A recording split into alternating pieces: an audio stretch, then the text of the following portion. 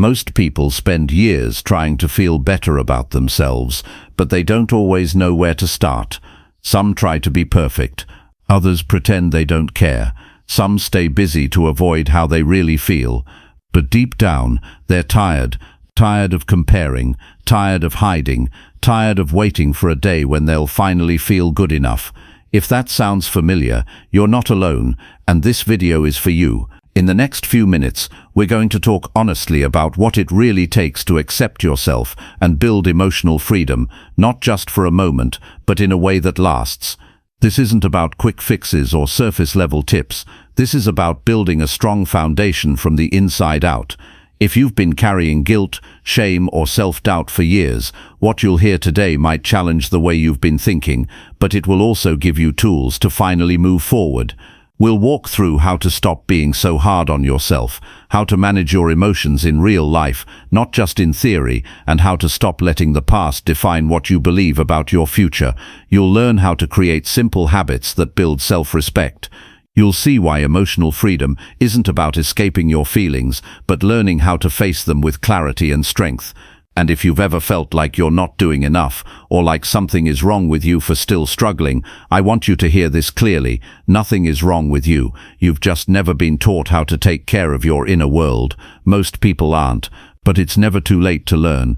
By the end of this video, you'll have a clear and practical path to begin showing up for yourself in a new way. You'll walk away with motivation you can actually use, not just words that sound good for a few minutes and then fade. This is real, it's raw, and it can change your life if you let it. So if you're ready to stop chasing self-worth and start building it from the ground up, stay with me. You're exactly where you need to be. Chapter 1. Recognize your worth and embrace your unique identity. You don't have to earn your worth. That's the truth most people never hear. From the moment you were born, you were enough. Your worth didn't depend on your achievements, the praise you received, how many people liked you, or how well you fit into the expectations of the world around you. It was already inside you, unchangeable, permanent and real. But over time, life teaches you to forget that. You begin to look outside yourself for approval. You start to measure your value based on how productive you are, how attractive you look, how much success you can display. And without noticing, you lose the ability to just be without constantly trying to prove that you're good enough. That's where everything begins to go wrong. When you forget your worth, you chase things that don't bring you peace. You try to become someone you think people will accept, and in doing that, you reject yourself. You silence your voice to avoid conflict. You criticize your reflection in the mirror. You compare your life to others and convince yourself that you're behind. None of these habits are natural, they're learned, and the first step to emotional freedom is unlearning them. Before anything in your life can truly change, you have to recognize your worth. You have to stop looking for permission to be who you are. The moment you do that, you stop shrinking to fit into spaces that were never meant for you. You begin to walk your own path, even if it's unfamiliar, because now you know that you belong to yourself, not to the opinions or expectations of others. Recognizing your worth is not about arrogance or self-importance. It's about respect. It's about seeing yourself clearly, without filters, without shame, without distortion. You don't need to pretend to be confident when you're not. You don't need to act tough when you're hurting. True self-worth allows you to be honest about who you are without fear. You can have flaws, insecurities, regrets, and still be worthy. You can have moments of weakness and still be strong. You don't need to be perfect, you need to be real. This process begins with awareness. You have to start noticing how often you criticize yourself and why. Pay attention to the language you use in your own mind. When you make a mistake, do you call yourself a failure? When someone ignores you, do you immediately assume you did something wrong? These small thoughts matter. They are like drops of water slowly carving patterns into stone. Over time, they shape your beliefs. And what you believe about yourself becomes the standard for how you allow others to treat you, how you treat yourself, and what you believe is possible for your life. To break this pattern, start with one clear action. Stop agreeing with your inner critic. That voice that tells you you're not good enough is not telling the truth. It's repeating stories from your past. Maybe someone in your childhood told you that you were a burden. Maybe you were punished for expressing your feelings. Maybe you were praised only when you succeeded. These experiences become scripts that you replay over and over until they start to feel like facts. But they're not. They're echoes of hurt, not reflections of reality. You're allowed to change the story. You're allowed to reject the lies that kept you small. And you're allowed to build new beliefs that support your growth instead of suppressing it. One powerful way to begin shifting your inner dialogue is to speak to yourself the way you would speak to someone you deeply care about. Imagine a child who is struggling, who feels afraid, insecure, and unsure of themselves. Would you tell them to be tougher? Would you criticize them for not being enough? Or would you remind them of their value, no matter what they're going through? That child still lives in you, and it's your job to protect them. Every time you choose kindness over criticism, you reclaim a piece of yourself that was forgotten. You rebuild trust with yourself, and slowly your self-worth becomes rooted, not in how others see you, but in how you treat yourself. It's not always easy.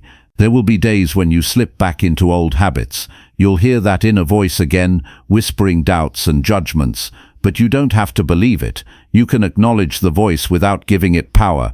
You can remind yourself that you are no longer who you used to be. You're not defined by your past, your pain, or your mistakes. You're defined by what you choose to do now.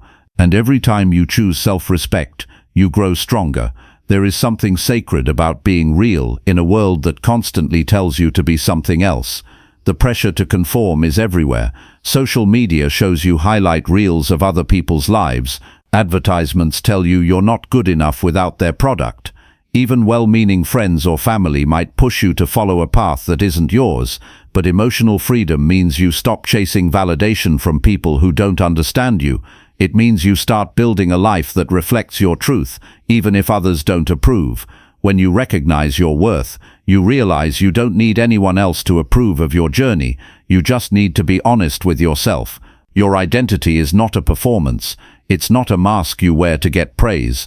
It's the unfiltered expression of who you are when you're not trying to impress anyone. To embrace that, you have to be willing to stand alone sometimes. You have to be okay with being misunderstood. But the reward is authenticity. You no longer have to live in fear of being exposed as not enough, because you've stopped pretending to be anything other than yourself. So how do you do this in practical terms? First, start creating time for silence. When life gets noisy, you lose your connection to yourself. Start with 10 minutes a day where you sit quietly and listen to your thoughts. You don't need to judge them, just observe them. Notice which thoughts are kind and which ones are cruel. The cruel ones are not coming from your true self. They're habits you've absorbed from the world. As you practice silence, you start to hear the voice of your deeper self, the one that already knows you're worthy. That voice might be quiet at first, but it's always there. And the more you listen, the clearer it becomes. Second, write down 3 things every day that you appreciate about yourself. Not achievements or productivity. Qualities. Maybe you were patient today. Maybe you stayed honest even when it was hard. Maybe you simply showed up. These are not small things. They are signs of growth. By training your mind to notice them, you begin to shift your focus from what you lack to what you have, and what you focus on expands. If you focus on your weaknesses, they grow. If you focus on your strengths, they grow. You have the power to decide which voice you feed. Third, begin to separate who you are from what you do. You are not your job, your title, your relationship status, or your income. These things can change, and they will. If your identity is built on them, you will feel lost when they shift.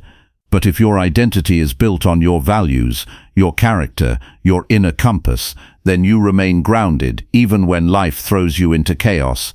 Spend time identifying what truly matters to you. Is it honesty, growth, service, peace? Let those values guide your decisions. When you live in alignment with your values, you start to feel whole. Fourth, surround yourself with people who see you clearly and treat you with respect. Not everyone deserves access to your heart. Some people will try to shape you into what they want. Others will only love you when you meet their expectations. Emotional freedom means letting go of relationships that cost you your dignity. You don't need permission to walk away from people who make you feel small.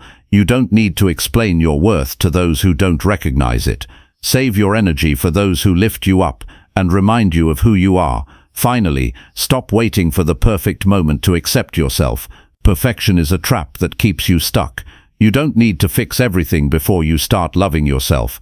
You don't need to achieve more before you feel worthy. You just need to decide that you're done with the lies, that today you will choose truth over fear, that you will choose respect over shame, that you will show up for yourself, even if no one else does. This is where the real work begins, not with external change, but with internal honesty. Every time you recognize your worth, you take back control of your life. You no longer depend on other people to tell you who you are. You no longer shape your identity around their approval. You become your own anchor.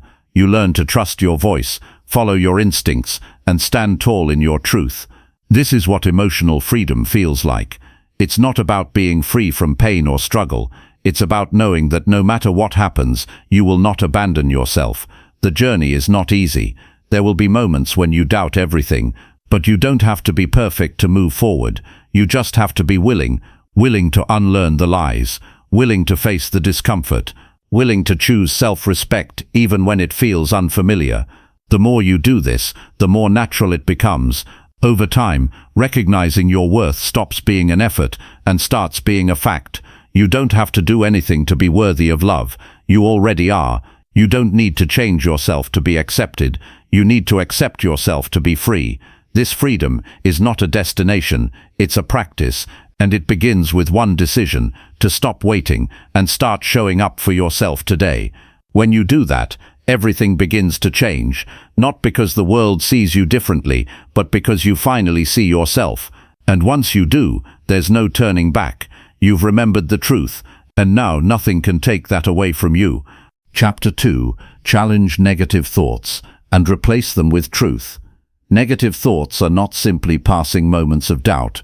They are mental habits that form over time and begin to shape how we see ourselves and the world around us. They influence how we interpret what happens in our day, how we relate to others, and most importantly, how we relate to ourselves. When a negative thought takes root, it can distort reality and convince us of things that aren't true.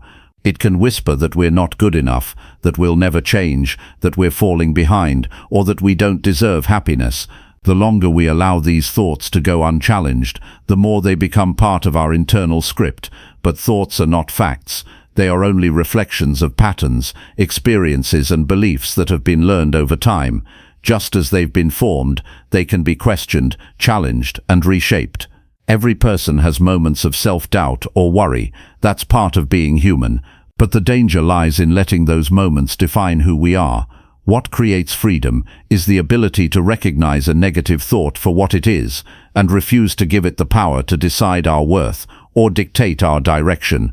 This work starts in silence, not with shouting affirmations into the mirror, but with noticing the quiet narratives playing in the background. It might be a constant feeling of falling short. It might be a voice that always points out flaws but never strengths. It might be an automatic assumption that when something goes wrong, it's because of some personal failure. These thoughts might have been there so long they feel like truth, but they are merely assumptions dressed in familiarity. Begin by watching your thoughts without reacting. Observe when your mind begins to spiral or when you start to shrink in the presence of a challenge. Pay attention to the words you use in your mind when you make a mistake or face discomfort. This is not about judgment, but awareness. The thoughts you discover may surprise you. Some will sound crueler than you'd ever speak to someone else. That realization alone should be a signal. If it's not something you'd say to someone you love, then it's not something you should say to yourself. The next step is to stop agreeing with those thoughts. You don't have to argue with them emotionally or try to bury them under artificial positivity. You can simply examine them with logic. When the mind says, "I'm not good enough," ask, what does that even mean? Who told me that? Is that always true, or have I just decided to believe it? This process doesn't require drama. It requires discipline. Challenge the thought as if you were solving a problem or testing a theory. Question it until it loses its grip. Truth is quieter than fear. It won't shout or demand your attention, but it is always there, steady, patient, clear. The truth is that you are not your worst moment. You are not defined by your failures. You are not bound to repeat your past. The truth is that your value doesn't depend on your productivity, your appearance, your past mistakes, or anyone else's approval. The truth is that growth is messy, and progress is rarely a straight line. The truth is that you're still here, and that means there's more to do, more to become, more to offer.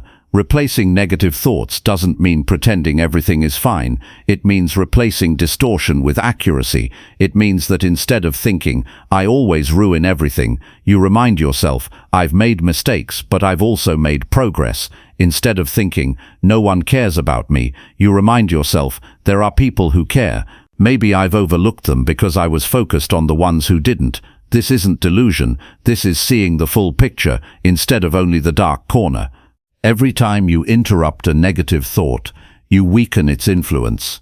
The first time you do it, it may feel strange or even dishonest, but the more you practice it, the more natural it becomes.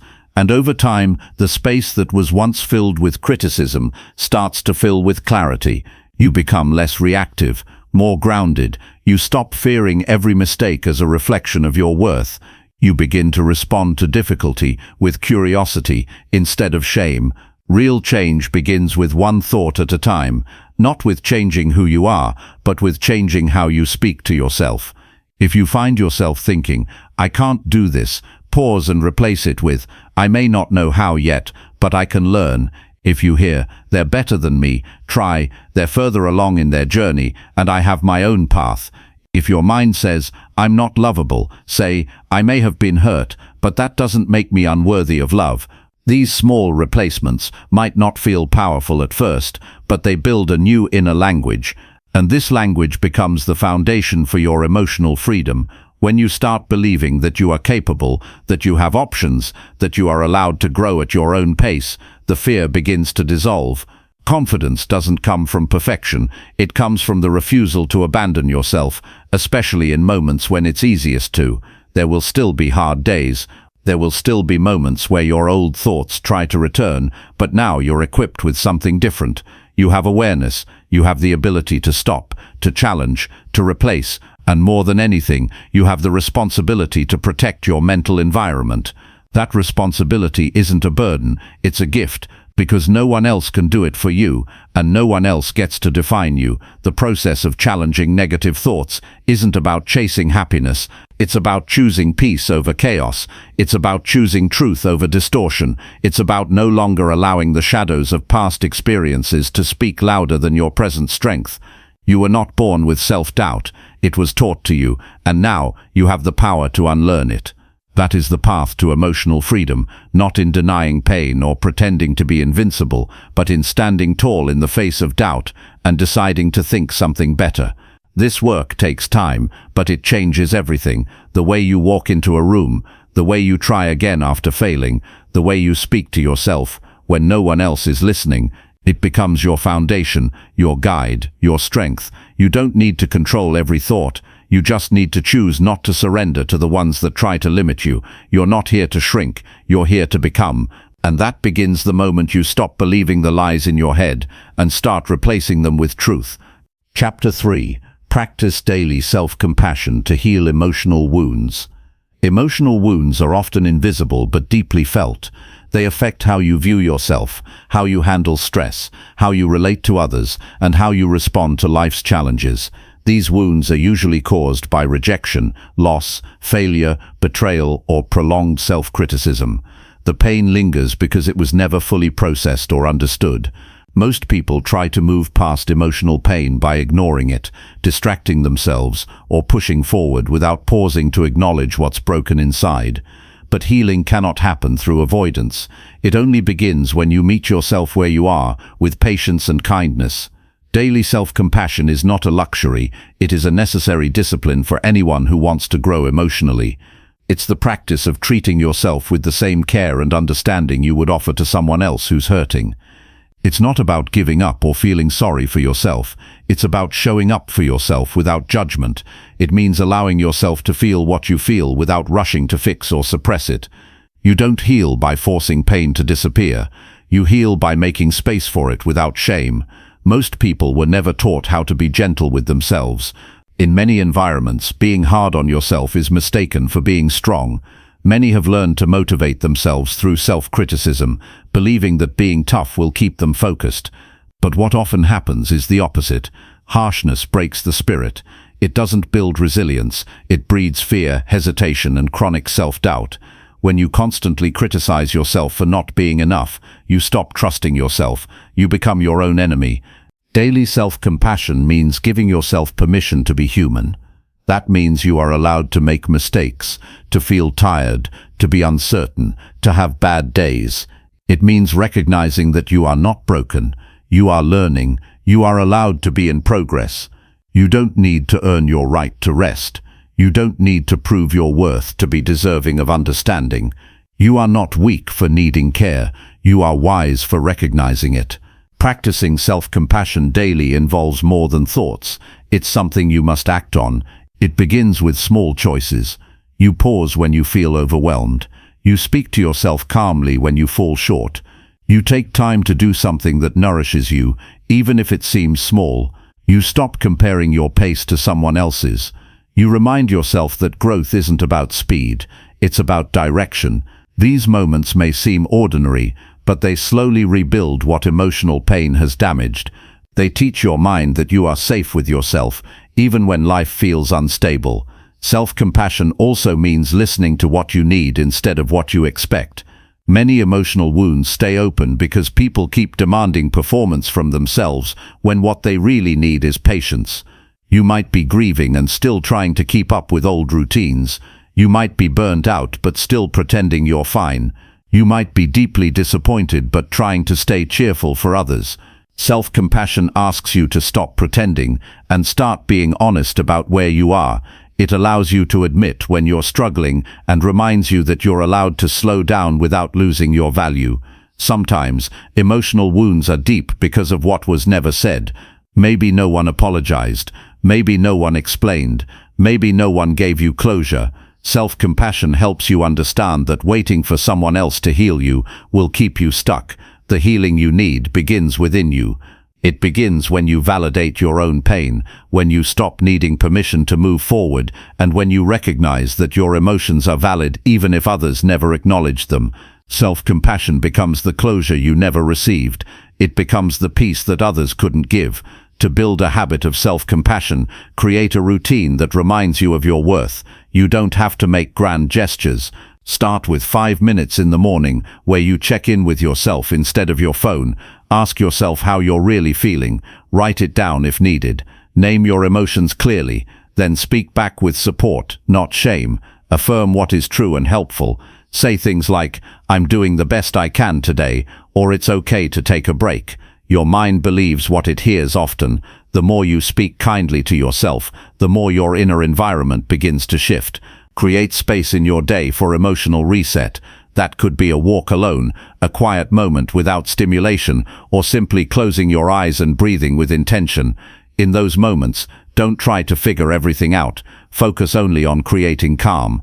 Your nervous system needs rest to process pain. Silence and stillness aren't distractions, they are medicine.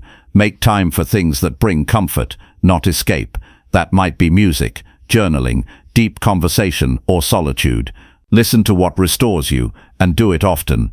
Be mindful of the words you use when speaking about yourself. If you constantly call yourself lazy, stupid, or a failure, your brain internalizes that language. You start to operate from that identity.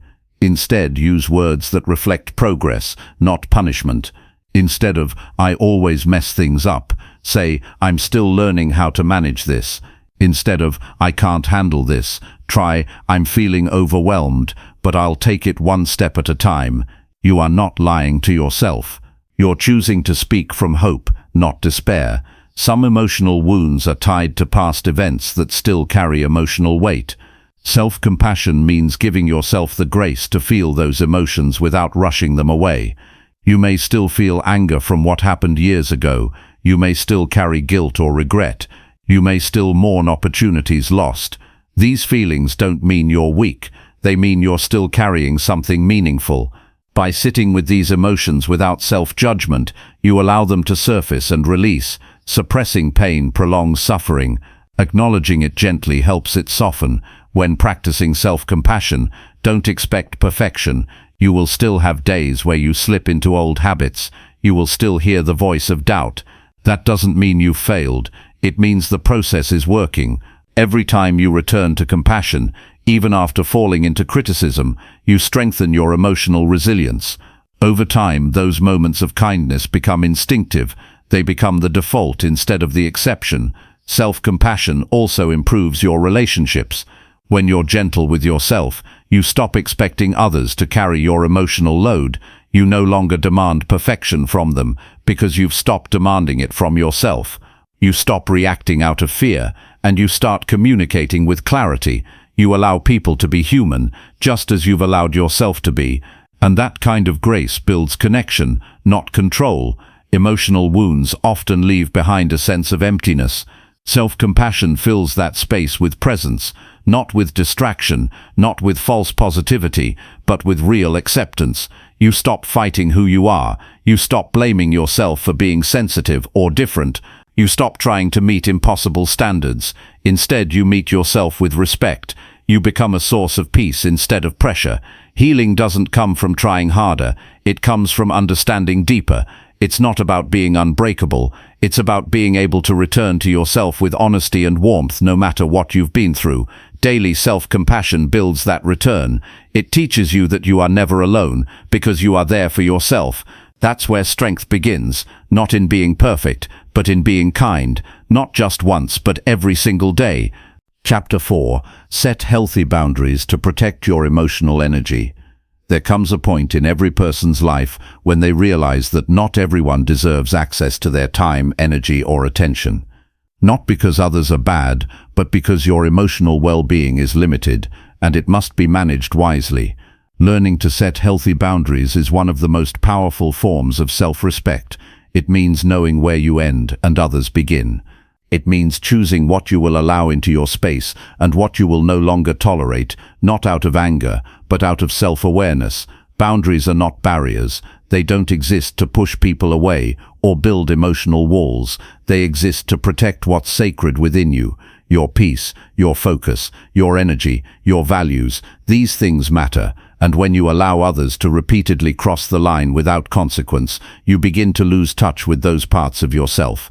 Over time, your identity gets shaped by what others expect from you instead of who you really are. You start saying yes when you mean no. You carry guilt that isn't yours. You give and give, hoping to keep the peace while slowly draining your own spirit. One of the reasons boundaries are difficult to set is because many people confuse kindness with self-abandonment. You were taught to be agreeable, polite, generous, but that training never came with an instruction manual on how to protect yourself. You learned to make others comfortable at your own expense. You tolerated things that made you anxious or exhausted just to avoid being called selfish or difficult. But the truth is, neglecting your own emotional needs isn't kindness, it's silent self-destruction. Setting boundaries begins with clarity. You need to know what your values are, what your limits are, and what behaviors you will no longer accept. If you've never asked yourself those questions, start now. What drains you? What makes you feel used, unsafe, or disrespected? Who do you feel anxious around and why? Pay attention to what your body tells you. Tension, fatigue, or resentment are signs that a boundary is being ignored. When something feels off repeatedly, that's your signal, not your imagination. Boundaries also require honest communication. That means you will need to speak directly without guilt. You don't need to justify your limits to people who benefit from your lack of them. You are not required to over-explain your choices or convince someone of your worth. A simple statement like, "I'm not available for that," or "that doesn't work for me," is enough. Being assertive does not make you aggressive. Being clear is not rude. The discomfort you may feel while setting a boundary is temporary. The freedom that follows is lasting. It's important to expect resistance. When you begin to protect your energy, the people who were comfortable overstepping will notice. They may push back. They may call you cold, distant, or difficult.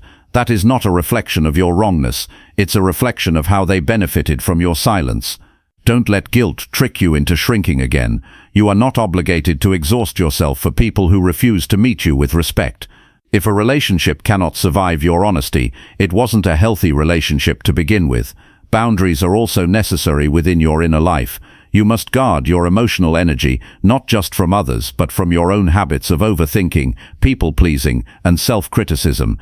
If you constantly replay conversations in your mind, trying to imagine how you could have done things differently, you are wasting emotional resources on what cannot be changed.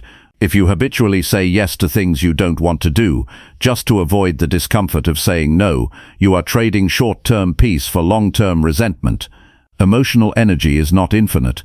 Protect it with awareness. Part of maintaining boundaries is learning how to walk away from situations that no longer serve you. This takes courage. Sometimes emotional ties keep you connected to people who drain you. Sometimes shared history makes it harder to admit that a friendship or partnership is no longer mutual. But longevity is not proof of value. A long relationship that costs you your mental health is not worth preserving. Ending a connection doesn't mean you failed. It means you've grown. Another layer of boundaries is knowing when to say no without guilt. Saying no is a skill that gets stronger with practice. You're not responsible for how others react to your no. Your role is not to carry their disappointment. Your role is to stay rooted in what is right for you. Every time you say no to something that drains you, you are saying yes to something that restores you. Boundaries create room for what really matters: your peace, your growth, your healing. You don't owe access to everyone. Just because someone is family, or from your past, or in your workplace, doesn't mean they have a right to your emotional openness. You decide who earns a place in your life. You decide what kind of behavior is acceptable. And when someone repeatedly violates your boundaries, you are allowed to remove them from your inner circle. Forgiveness does not require continued access. You can wish someone well and still move on. Boundaries also need to be maintained, not just declared. It's not a one-time conversation. It's a consistent practice of showing up for yourself. That might mean not answering messages during your rest time. That might mean ending conversations that turn toxic. That might mean choosing not to engage in drama, gossip, or emotional manipulation. Every boundary you enforce teaches people how to treat you. More importantly, it teaches you how to value yourself. As you strengthen your boundaries, you will start to notice shifts. You'll feel less drained after social interactions. You'll sleep better. You'll feel more grounded in your decisions. You'll stop seeking approval for doing what's best for you. That's the reward for doing the hard work. Boundaries don't create distance. They create dignity. They make your relationships healthier. They make your time more intentional. They make your life more your own. To protect your emotional energy, you must live with intention. Not everything deserves a reaction. Not every conflict needs your involvement. Not every request deserves a yes. Choose your battles and choose your peace more often. You don't need to fix everything for everyone. You don't need to absorb the emotions of people who refuse to manage their own. You are not responsible for the emotional chaos of others. You will meet people who honor your boundaries and people who challenge them. Learn to notice the difference. A healthy person will respect your space and your voice. A controlling person will see your boundary as a threat. Stand firm anyway. Your emotional well-being is not negotiable. The more you prioritize it, the more stable you become, and in that stability, you find clarity, strength, and freedom. Healthy boundaries don't make you hard. They make you whole. They don't isolate you. They protect what's sacred. The people who truly love and respect you will not be offended by your limits. They will be grateful for your honesty, and as you continue to build a life where your emotional energy is honored, you will experience less chaos and more calm. You will no longer feel like you're constantly recovering from life. Instead, you will feel aligned with it. Boundaries make that possible. They are not selfish. They are self-respect in action. Chapter 5. Develop mindfulness habits to stay present and grounded. Life constantly pulls your attention in every direction, and most of the time, you don't even notice it happening. Your thoughts drift to yesterday's mistakes or tomorrow's worries. Your energy gets tangled in what-ifs, regrets, and imaginary outcomes that haven't even happened. Slowly, the present moment, the only moment that truly exists, gets buried beneath a mountain of distractions. And when the present is neglected, you begin to feel ungrounded, scattered, and emotionally unstable. The solution isn't to control everything around you, it's to learn how to stay connected to what's right in front of you. That's where mindfulness becomes essential, not as a technique to escape life, but as a habit to fully live it. You don't need hours of meditation or spiritual rituals to be mindful. It's not about sitting in silence for long stretches or mastering ancient practices. Mindfulness starts with small choices, repeated with intention. It begins when you decide to notice your breath, rather than rush through your day. It grows when you take a moment to feel your feet on the floor, instead of letting your mind race ahead. Every time you bring your awareness back to what you're doing, you're training your mind to stop reacting and start observing. And in that space between reaction and response, peace becomes possible. Being mindful doesn't mean you have to get everything right. It means you're willing to observe without judgment. Most of the stress you carry is amplified by your own inner commentary, thinking you should be better, faster, smarter, more productive. But when you step into the present with gentleness, you begin to release the pressure to perform. You start listening to your body instead of overriding it. You pay attention to how food tastes, how the wind feels, how a conversation makes you feel. Suddenly, the ordinary moments you used to overlook become rich with clarity. Mindfulness isn't a distant goal. It's not something you arrive at once you've fixed yourself. In fact, mindfulness is the very tool that helps you heal in the first place. When your attention stays grounded in what is, rather than what was or what might be, your nervous system relaxes. You stop reliving old pain. You stop predicting disaster.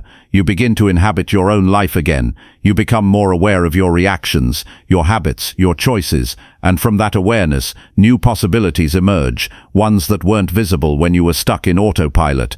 Start small. Begin your morning with a few slow breaths before you touch your phone or engage with the world. Notice how your body feels. Are your shoulders tense? Is your jaw tight? Can you soften your hands or stretch for just 1 minute before the day sweeps you away? Those moments might seem insignificant, but they build your inner foundation. When practiced regularly, they create a sense of inner safety that external circumstances can't shake. You begin to carry stillness with you, no matter what chaos is happening around you. Throughout your day, pause and check in with yourself. When you feel irritation rising, take one conscious breath before speaking. When your thoughts begin to spiral, gently bring your attention back to your surroundings. What do you see, hear, feel, or smell right now? This kind of awareness doesn't take away your problems, but it keeps your nervous system from being hijacked by fear or overwhelm. You stay centered instead of scattered. You remain aware instead of reactive. That's the quiet power of mindfulness. It brings you back to yourself.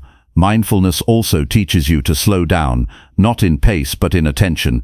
You might still move quickly through your responsibilities, but you don't have to rush mentally. You don't have to be 2 steps ahead of everything. When you eat, actually taste your food. When you listen, truly hear the words being said. When you walk, feel the ground beneath your feet. These moments of grounded presence accumulate. They create a stronger sense of connection between your mind and body. And when mind and body work in harmony, stress loses its grip on you. Don't wait for a perfect environment to practice. You don't need silence or a retreat. In fact, some of the most profound mindfulness happens in the messiness of life during arguments, while doing chores when stuck in traffic, or overwhelmed by responsibility. Those are the moments that matter. That's where you learn how to pause instead of panic, how to feel instead of suppress, how to breathe instead of react. With time, mindfulness becomes your baseline. You no longer live from a place of tension and anticipation, but from a quiet awareness that knows how to be present without needing to control everything. Mindfulness doesn't require perfection. Some days you'll be distracted. Some moments you'll get pulled back into old patterns. That's okay. The goal is not to never get lost, but to find your way back sooner. Each time you return your attention to the present, you strengthen your emotional balance. Each time you choose awareness over reaction, you reinforce inner calm. It's a practice, not a performance. And like any habit, it grows with consistency. With mindfulness, you also develop compassion for yourself. You begin to notice your inner dialogue and realize how harsh it has been. You start to treat your own emotions with the same patience you might offer a child or a friend. You stop shaming yourself for struggling and instead ask, what do I need right now? That simple question can shift everything. It brings you back to the now, where real healing happens, because you can't change the past, and the future isn't guaranteed. But in this moment, you can choose to meet yourself with care. Over time, mindfulness becomes more than just a habit. It becomes your way of living. You don't need to force it. It becomes natural to slow down before reacting, to notice before judging, to breathe before rushing. You create space inside yourself, and in that space, you find clarity. You no longer feel like life is happening to you. You feel engaged in it, responsible for how you move through it. Even in the hardest times, you find a place within you that remains steady, untouched by external noise. When you live mindfully, life becomes less about control and more about connection. You begin to understand that peace isn't something you chase, it's something you allow.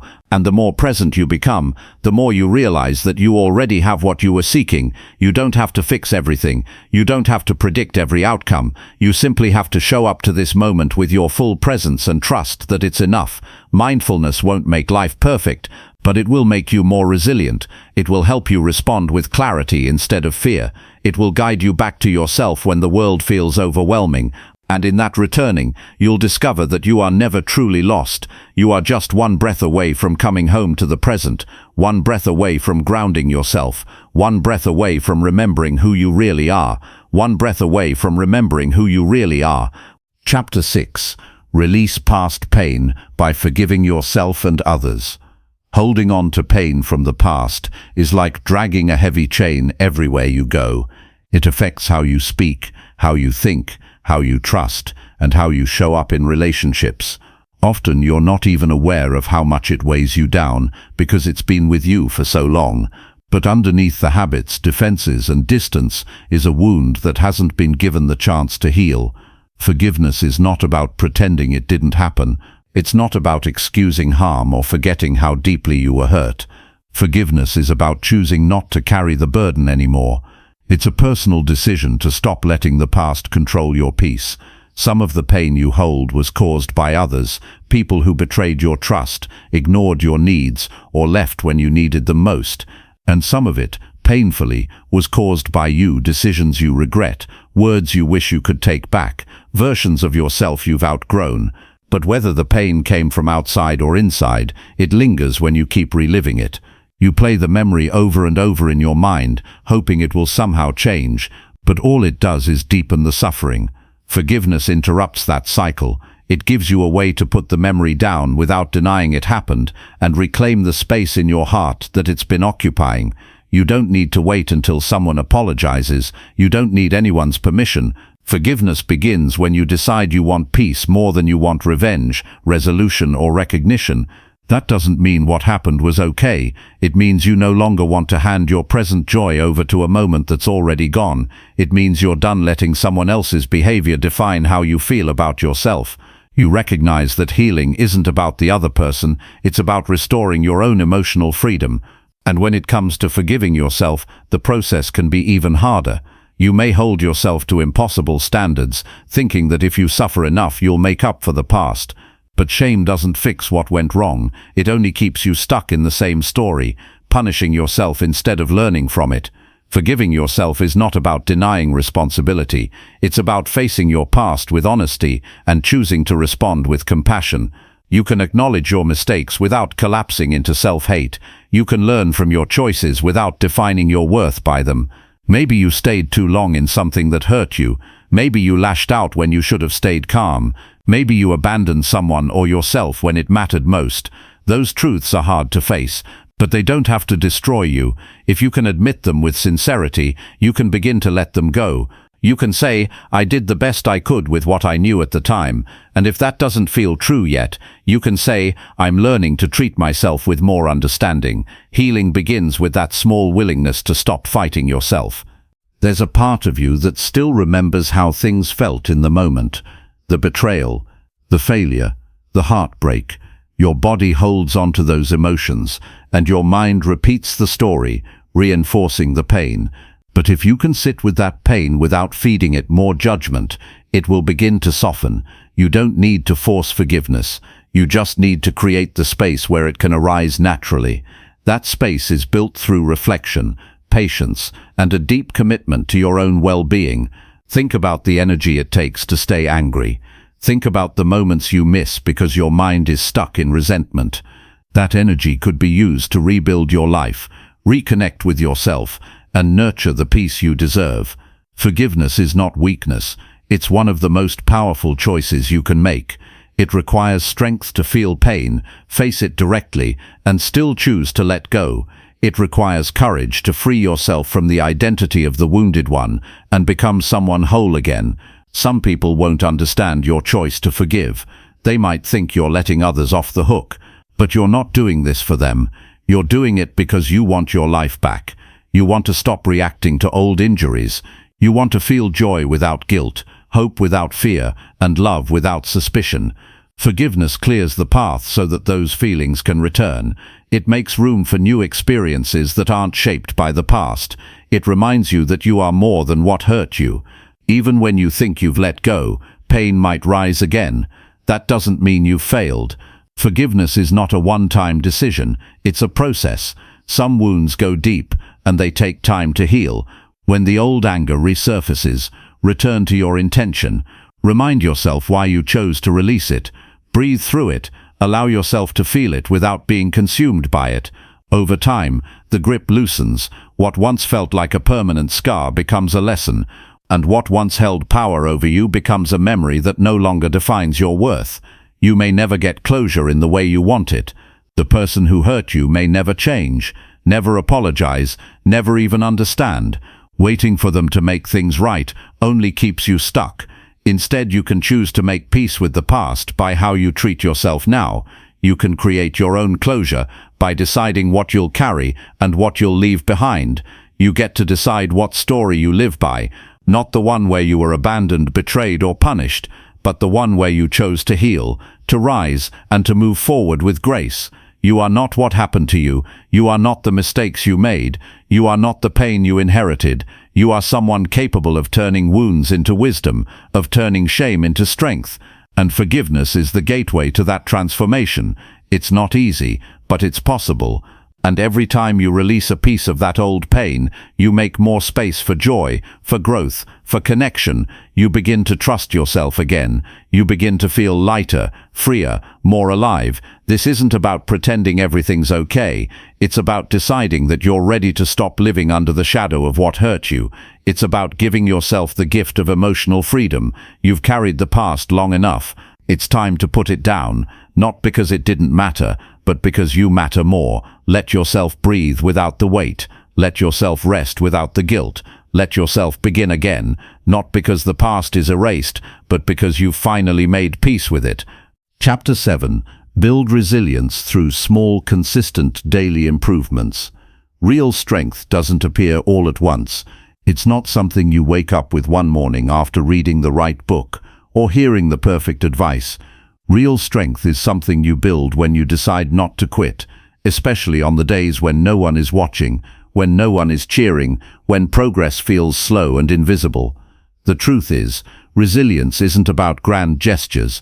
It's about small, deliberate actions that accumulate over time until what once seemed difficult becomes something you can carry with steadiness.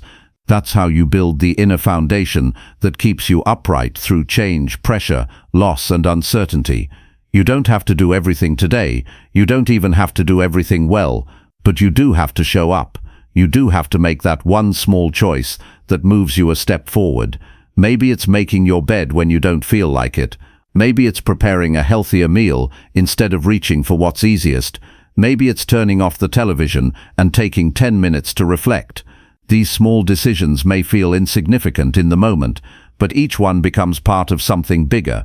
Each one whispers to your mind, "I can do this," and that quiet confidence begins to replace doubt. Consistency builds trust, not just with other people, but with yourself. If you promise yourself something and keep it, you begin to believe in your own word again. You begin to see yourself not as someone who breaks down under pressure, but as someone who stays steady. That doesn't mean you don't feel overwhelmed. It doesn't mean you're immune to fear or fatigue. It just means that no matter what happens, you've practiced the habit of moving forward, even when it's hard. Some days growth looks like getting up and trying again. Some days it looks like resting so you can return stronger. Either way, you're building endurance, not the kind that ignores pain or denies struggle, but the kind that knows healing doesn't come all at once. It's earned through your willingness to take care of what's within your control. You can't change everything overnight, but you can change how you respond. You can train yourself to get back up faster. You can develop the discipline to protect your peace, even when the world is chaotic. There's something powerful in realizing that your daily habits shape your future more than any single breakthrough ever will.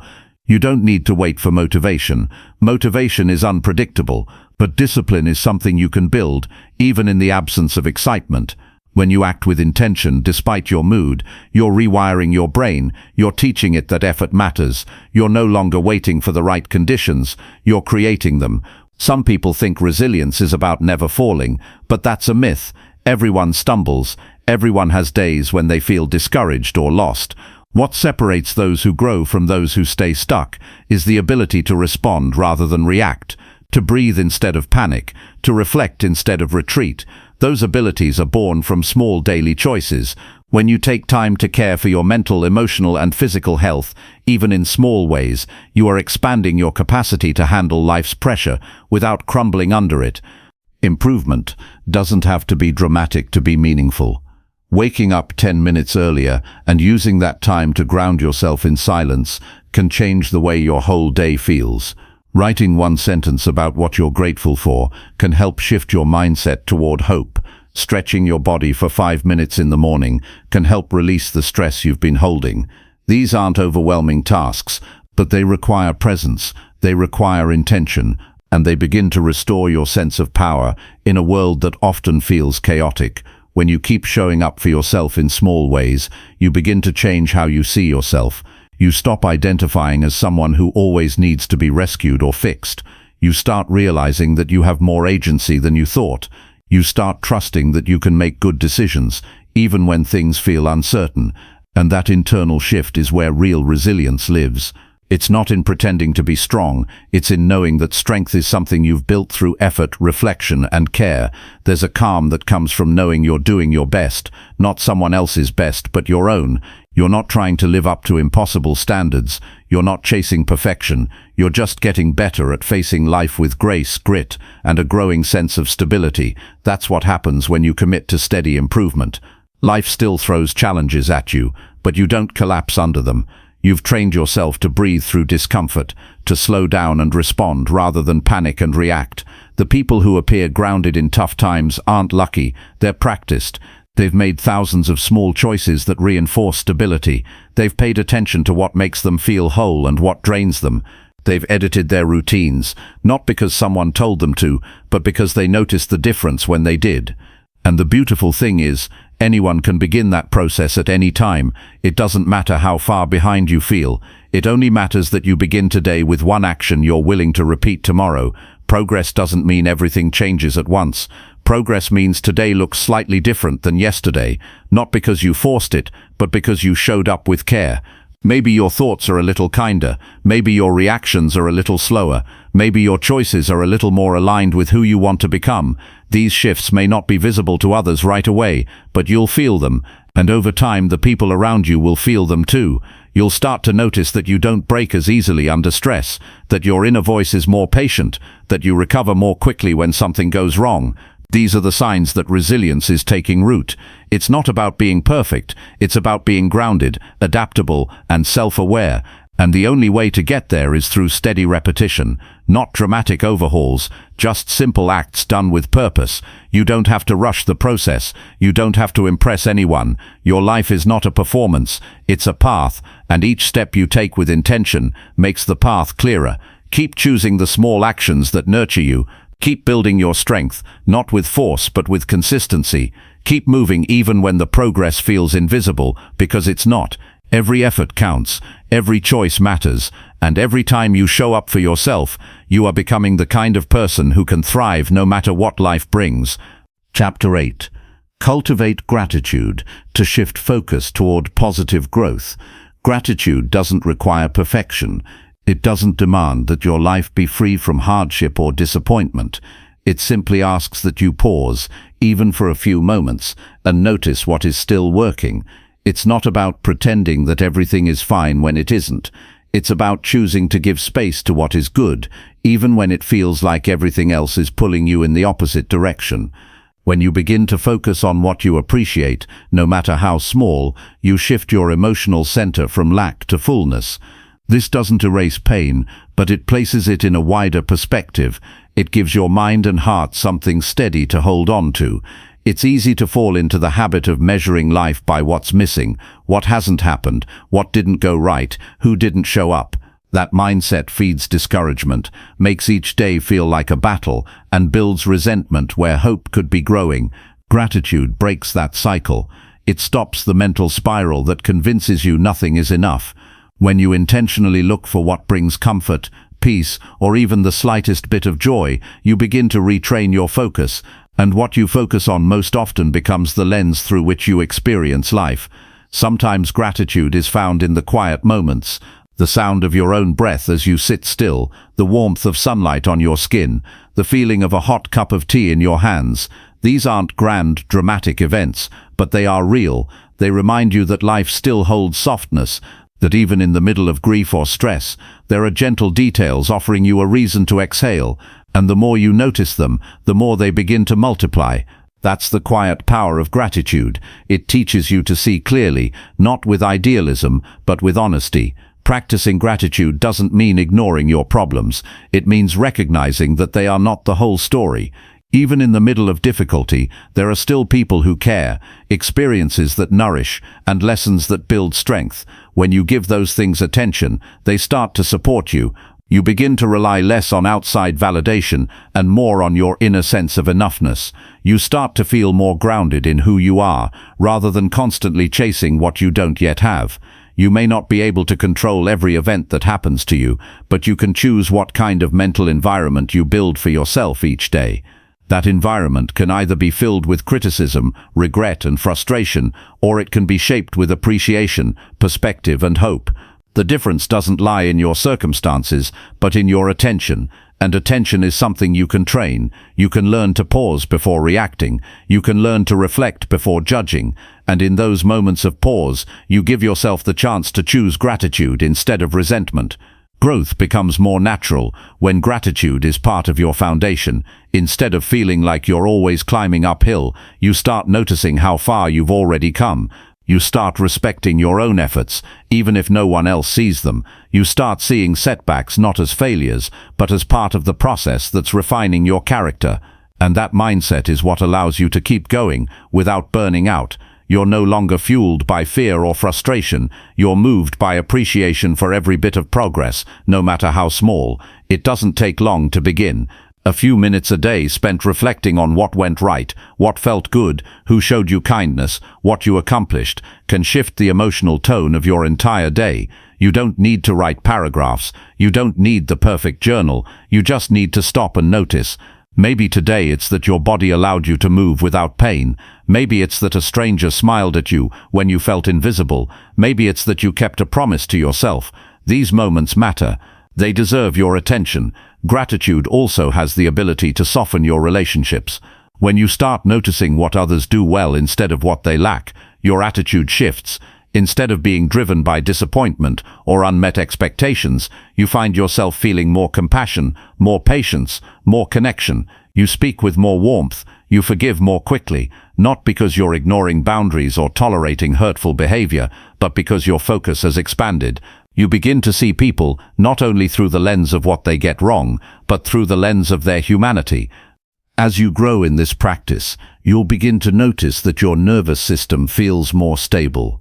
You'll begin to experience more emotional steadiness. Gratitude regulates your perspective. It creates space between thought and reaction. It helps you respond to challenges with a wider view. It gives your body a break from being in constant defense mode. And that physiological shift matters. It means less stress, more energy, and better sleep. It means clearer thinking and calmer decision-making. It's not just an emotional tool. It's a form of healing. When life feels overwhelming, gratitude can be a gentle anchor. You don't have to solve every problem to find relief.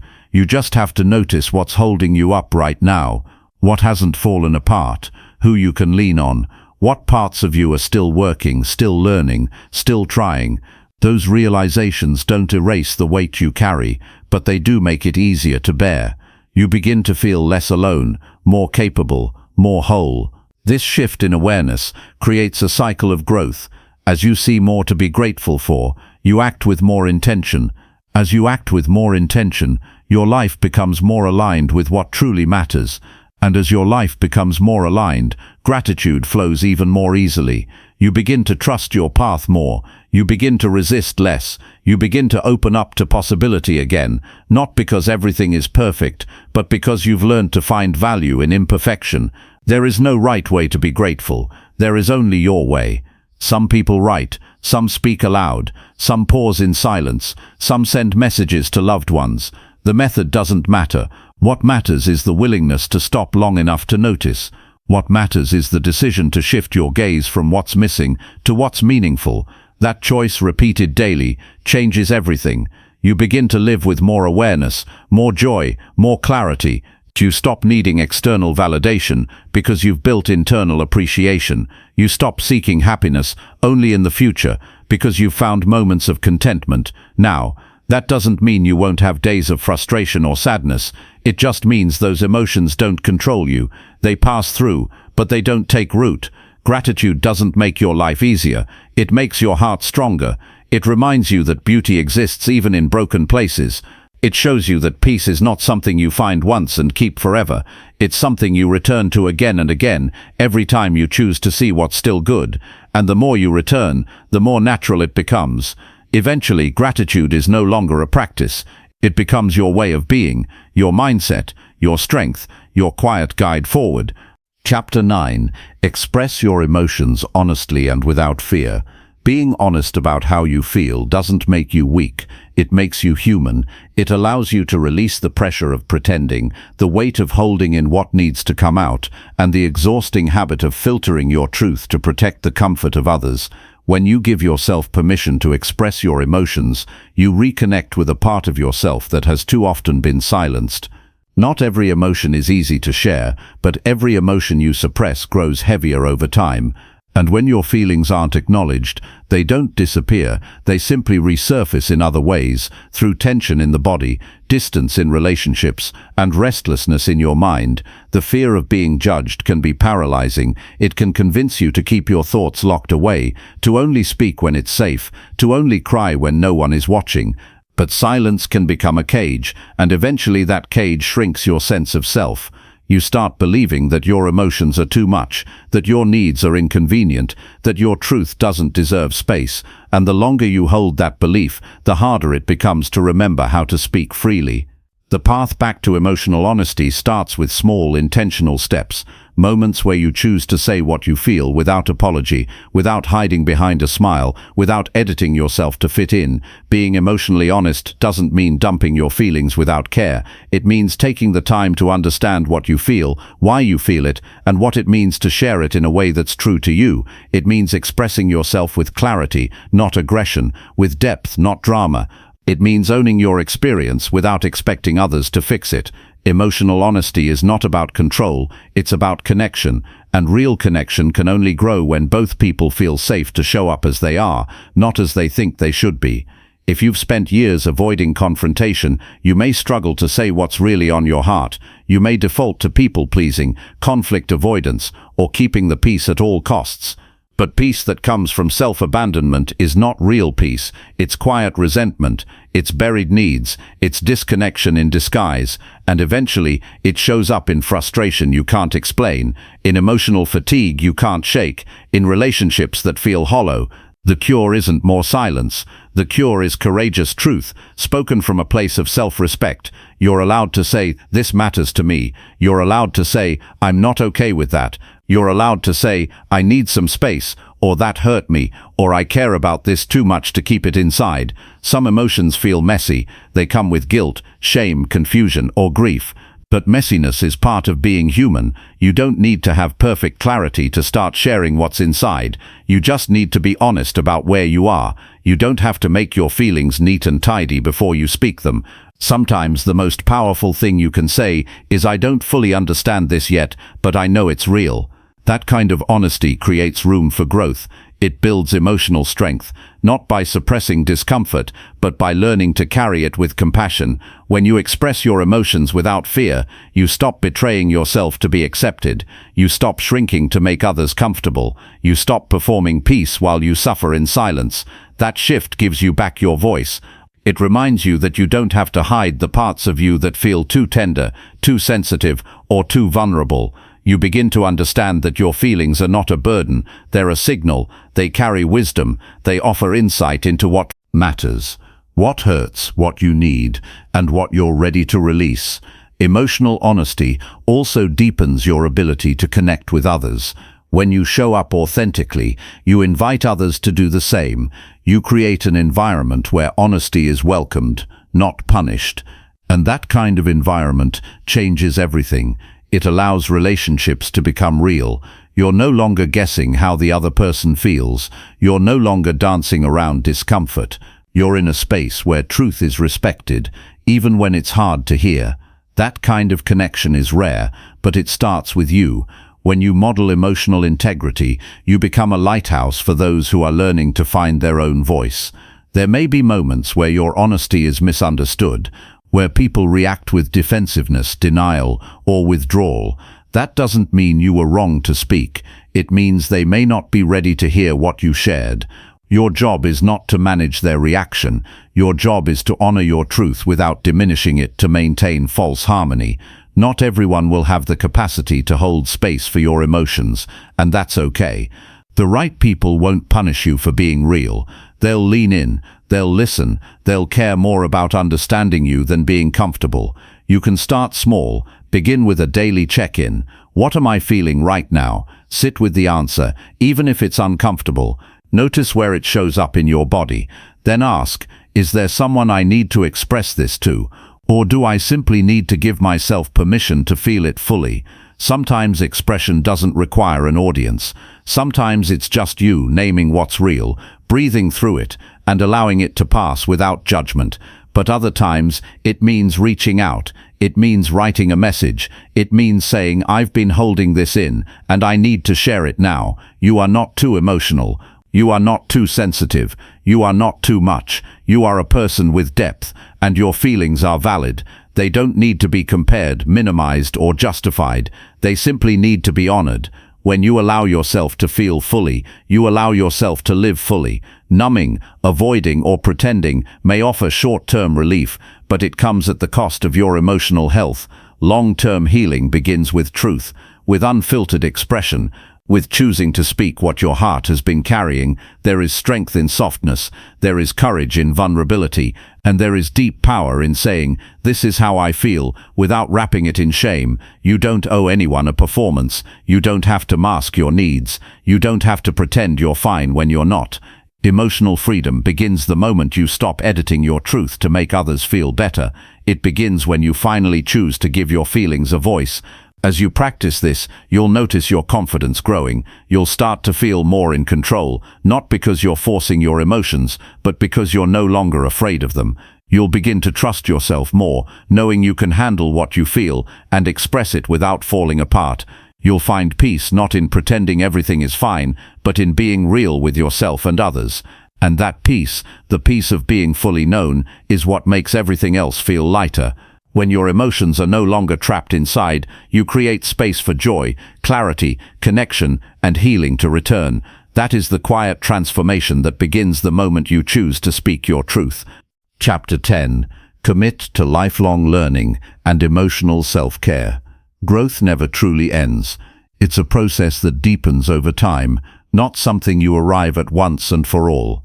When you choose to stay open to learning, not just intellectually, but emotionally, you open the door to a different kind of transformation. You begin to realize that your patterns aren't fixed, your mindset isn't permanent, your history doesn't define your capacity to evolve. And the moment you see yourself as someone capable of expanding emotionally, you stop fearing your flaws and start working with them. That's where emotional self-care begins, not in fixing yourself, but in understanding yourself more clearly, responding with gentleness, and practicing habits that strengthen your well-being from the inside out. Committing to lifelong learning means embracing your role as a student of life, not in a passive way, but in a conscious daily choice to notice your reactions, understand your inner world, and stretch beyond what feels familiar. Emotional growth is not something that happens by accident. It requires attention, it requires willingness, it requires you to pause before reacting, to question your assumptions, and to look beneath the surface of your behaviors. That pause is what allows wisdom to enter. That curiosity is what keeps you from getting stuck in loops of reactivity and regret. Taking care of your emotional health is not a luxury, it's a necessity. Just like the body needs sleep and nourishment, the mind and heart need space to breathe, to process, to be seen. If you've been conditioned to only push forward, to ignore your needs, or to wear strength like armor, emotional self-care may feel foreign at first. But strength doesn't come from denial, it comes from balance, from knowing when to push through and when to pull back, from being honest about what hurts, what's missing, and what needs healing. You can't outrun emotional exhaustion, you can only address it. The more you learn about your emotional patterns, the better equipped you become to navigate them. You begin to see the difference between feeling something and becoming it. You notice the way your body signals stress before your mind catches up. You recognize when an old wound is shaping a new fear, and instead of reacting impulsively, you respond with clarity. This shift doesn't happen overnight, but it begins the moment you decide to approach your emotions with curiosity instead of judgment. That change in perspective opens the path to growth that is both steady and sustainable. Emotional self-care doesn't always look like taking a day off or saying no to others. Sometimes it looks like choosing not to believe the critical voice in your head. Sometimes it's waking up and reminding yourself that you are allowed to make mistakes without being defined by them. It's allowing yourself to feel proud without needing external approval. It's creating rituals that bring you back to center, whether that's journaling, walking, reflecting, or simply being still long enough to listen to what's going on inside. You begin to make space for your emotional needs without shame, because you understand they matter. The journey of lifelong learning often leads you to places within yourself that you didn't know existed. You uncover beliefs that were never yours to begin with. You identify habits that once served you but now keep you stuck. You begin to distinguish between your authentic self and the roles you've played for survival.